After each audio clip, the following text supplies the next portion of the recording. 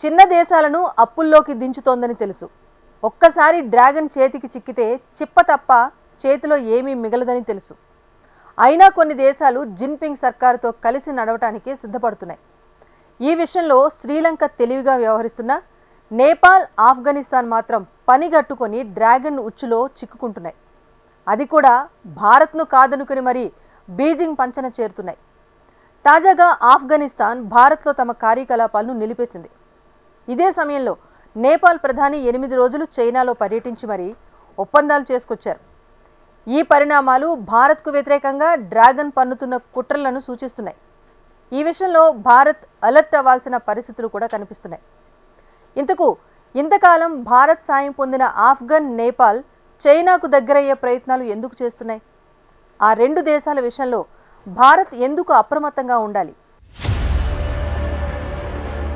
Afghanistan, Nepal China ఉచ్చులో పడుతున్నాయా? జిన్పింగ్ను నమ్మి భారత్కు దూరమవుతున్నాయా? భారత్కు వ్యతిరేకంగా బీజింగ్ చేస్తున్న కుట్రలు ఏంటి? శత్రువుకు శత్రువుని మిత్రుడిని చేసుకోవడం వ్యూహం, శత్రువు మిత్రుడితో స్నేహం చేయడం కుట్ర. యుద్ధనీతి కంటే కుట్రల్నే నమ్ముకునే జిన్పింగ్ ఆ విషయంలో రెండో ఆప్షన్ నే ఎప్పుడూ ఫాలో అవుతారు. మన దేశంపై ప్రతీకారం కోసం బీజింగ్ అనుసరించే కుట్రలు కూడా అలానే ఉంటాయి. శ్రీలంక, నేపాల్, మయన్మార్, మాల్దీవ్స్ ఇలా భారత మిత్ర దేశాలను మభ్యపెట్టి పెట్టుబడుల పేరుతో భారీగా అప్పులిచ్చి బానిసలుగా మార్చుకుంటున్నారు. అలా చేయడం వెనుక వ్యూహం భారత్ను అన్ని విధాలుగా ఏకాకిని చేసి చుట్టుముట్టడమే. యుద్ధం అంటూ వస్తే భారత్ తిరగబడకుండా చేయాలనేది జిన్పింగ్ కుట్ర.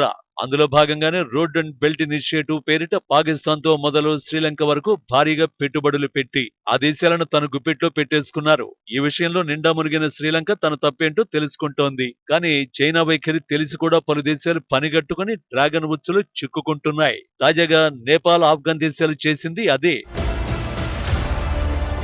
ఇటీవల నేపాల్ ప్రధాని పుష్పకమల ప్రచండ చైనాలో పర్యటించారు. సెప్టెంబర్ 23న బీజింగ్ వెళ్లిన ప్రచండ 30 వరకు అక్కడే ఉన్నారు. ప్రచండ పర్యటనలో భాగంగా చైనాతో 12 ఒప్పందాలపై నేపాల్ సంతకాలు చేసింది. వ్యవసాయం, వాణిజ్యం, మౌలిక సదుపాయాలు, science and technology, digital economy, కొన్ని సంస్థాగత సంస్కరణలకు సంబంధించి పరస్పర సహకారానికి ఇరు దేశాలు అంగీకారం తెలిపాయి. నేపాల్, చైనా మధ్య రోడ్ల విస్తరణకు సంబంధించిన అంశంపై కూడా చైనా, నేపాల్ ఒప్పందానికి వచ్చాయి. ఈ సందర్భంగా భారత్, చైనాలతో సంబంధాలపై చైనీస్ మీడియా గ్లోబల్ టైమ్స్ నుంచి ప్రచండకు ప్రశ్న ఎదురైంది. భారత్, చైనా సంబంధాల నేపథ్యంలో చాలా మంది ఆందోళన వ్యక్తం చేశారని, ఈ పరిస్థితిని నేపాల్ ఎలా తీసుకుంటుందని అడిగారు. అందుకు ప్రచండ సమాధానమిస్తూ ఒక దేశంతో సంబంధాలు మరో దేశాన్ని ప్రభావితం చేయవని అన్నారు. అలాగే మేం కూడా ఒకరికి వ్యతిరేకంగా మరొకరికి అనుకూలంగా వ్యవహరించేది లేదన్నారు. ఇద్దరూ తమకు మంచి మిత్రులు, అభివృద్ధిలో ప్రధాన భాగస్వాములు. రెండు దేశాలతోనూ ద్వైపాక్షిక సంబంధాలను కొనసాగిస్తాం. ఎవరితో అయినా సమస్యలు తలెత్తితే ద్వైపాక్షిక చర్చల ద్వారా పరిష్కరించుకుంటాం అని చెప్పారు.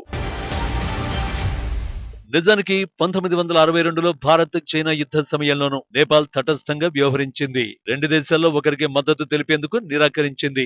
ఈ విషయాన్ని కూడా ప్రచండ గుర్తు చేశారు. భారత్, చైనా సంబంధాల వల్ల నేపాల్ కి కూడా ప్రయోజనకరమే అన్న ప్రచండ రెండు దేశాల మధ్య సత్సంబంధాలను, సాన్నిహిత్యాన్ని పెంచేందుకు వ్యక్తిగతంగా కట్టుబడి ఉన్నామన్నారు. ప్రచండ చెప్పిన విధంగా ఇరు దేశాల సంబంధాల ప్రయోజనాలను నేపాల్ గౌరవిస్తుంది. అందులో ఎలాంటి అనుమానం లేదు. కానీ చైనా ఈ విషయంలో కుట్రలు చేయనంత వరకే నేపాల్ మాట చెల్లుతుంది. ఈ విషయంలో చైనా కుట్రలు ఎలా ఉంటాయో కొత్తగా చెప్పనే అక్కర్లేదు. ఉదాహరణకు పెట్టుబడుల రూపంలో శ్రీలంకకు భారీగా అప్పులిచ్చిన జిన్పింగ్ ఆ తర్వాత భారత్ పై నిఘా పెట్టేందుకు హంబన్టోట పోర్టుకు తన నిఘా నౌకల్ని ఎలా పంపిందో ప్రపంచం మొత్తం చూసింది. నేపాల్ విషయంలోనూ అదే జరిగితే ఏంటన్నదే అసలు ప్రశ్న. నిజానికి ఈ విషయంలో చైనా లక్ష్యం కూడా అదే అన్నది భారత్ తో పాటు ప్రపంచం మొత్తానికి తెలుసు. నేపాల్ విషయాన్ని కాస్త పక్కన పెడితే కష్టకాలంలో మన దేశం నుంచి భారీగా సాయం పొందిన తాలిబాన్లు సైతం ఇప్పుడు భారత్ కు వ్యతిరేకంగా చైనాకు దగ్గరయ్యే ప్రయత్నాలు చేస్తున్నారు. భారత్ లో అక్టోబర్ 1 నుంచి తమ కార్యకలాపాలు నిలిపేశారు. భారత్ తమ దేశం పట్ల ఆసక్తి చూపకపోవడం, దౌత్యపరంగా తగిన మద్దతు ఇవ్వకపోవడం వల్లే ఈ నిర్ణయం తీసుకున్నట్టు తాలిబాన్లు పేర్కొన్నారు. భారత్, ఆఫ్ఘనిస్తాన్ మధ్య చారిత్రక ద్వైపాక్షిక సంబంధాలు ఉన్నాయన్న తాలిబాన్లు వివిధ కోణాల్లో ఆలోచించే భారత్ లో తమ దౌత్యపరమైన కార్యకలాపాలు నిలిపేసినట్లు చెప్పుకొచ్చారు. నిజానికి ఆఫ్ఘనిస్తాన్ లో తాలిబాన్ల ప్రభుత్వాన్ని భారత్ ఇంకా గుర్తించలేదు. ఈ క్రమంలోనే ఆ దేశ రాయబార కార్యాలయానికి సంబంధించి భారత్ ఎలాంటి నిర్ణయాలు తీసుకోవట్లేదు. దీంతో తమ పట్ల భారత్ నిర్లక్ష్యం వహిస్తోందని ఆరోపిస్తూ తాలిబాన్లు ఈ నిర్ణయం తీసుకున్నారు. ఈ నిర్ణయం ఇప్పుడే తీసుకోవడానికి కూడా కారణం డ్రాగన్ కంట్రీ చైనానే. భారత్లో తమ కార్యకలాపాలను నిలిపేస్తామని తాలిబాన్లు ప్రకటించడానికి కొన్ని రోజుల ముందు చైనా ఆఫ్ఘనిస్తాన్లో తన రాయబారిని నియమించింది. ప్రపంచంలోనే ఇటువంటి నిర్ణయం తీసుకున్న మొదటి దేశం చైనానే. రాయబారి నియామకం అంటే ఆఫ్ఘనిస్తాన్తో డ్రాగన్ కంట్రీ అధికారికంగా దౌత్య సంబంధాలను నెలకొల్పబోతోందని అర్థం. వాస్తవానికి 2021లో తాలిబాన్లు ఆఫ్ఘనిస్తాన్ తమ గుప్పిట్లోకి తీసుకున్న తర్వాత అంతర్జాతీయంగా గుర్తింపు కోసం చేయని ప్రయత్నం అంటూ ఏదీ లేదు. ఇలాంటి సమయంలో చైనా ముందుకొచ్చి ఏకంగా తాలిబాన్ రాజ్యంలో తన రాయబారిని నియమించింది. దీనిపై ప్రపంచవ్యాప్తంగా విమర్శలు వెల్లువెత్తిన బీజింగ్ పట్టించుకోలేదు. వాస్తవానికి చైనా ఇప్పుడున్న పరిస్థితుల్లో అమెరికాకు వ్యతిరేకంగా ప్రపంచంలోనే అగ్రరాజ్యంగా నిలవాలని కోరుకుంటోంది. ఇందులో భాగంగానే ఆఫ్ఘనిస్తాన్లో అడుగుపెట్టింది. ఇది చైనా వ్యూహంలో ఒక భాగమంటున్నారు విశ్లేషకులు. అమెరికా తన ఆధిపత్యాన్ని చాటుకున్న ఆఫ్ఘనిస్తాన్లో చైనా కూడా అదే పని చేసేందుకు సిద్ధమైందని చెబుతున్నారు. అలాగే చైనా తన వాణిజ్య లక్ష్యాలను నెరవేర్చుకునేందుకు ఆఫ్ఘన్ను వాడుకోవాలని చూస్తోంది. ఆఫ్ఘనిస్తాన్లో వైట్ గోల్డ్ గా పిలిచే లిథియం నిల్వలు ఉన్నాయి. చైనా ఆఫ్ఘనిస్తాన్లో ముడి చమురు కోసం వెతకడమే కాకుండా ఆఫ్ఘనిస్తాన్ ఖనిజ సంపదపై కూడా కన్నేసింది. కానీ ఈ లెక్కలు తాలిబాన్లకు మాత్రం తెలియడం లేదు.